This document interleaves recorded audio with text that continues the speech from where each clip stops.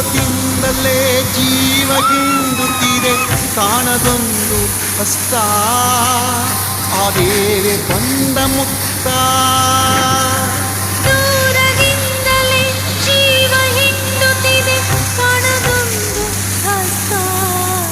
ಅದೇವೆ ಬಂದ ಮುಕ್ತ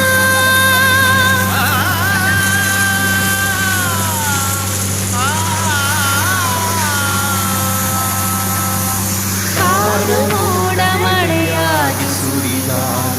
ಕಣ್ಣ ಮನೆಗೆ ಮುಟ್ಟಿ ಮರದ ಹಕ್ಕಿ ಮರಿ ರೆಕ್ಕೆ ಬೀಸಿದರೆ ಅದರ ಕರಿಗೆ ಮುಟ್ಟಿ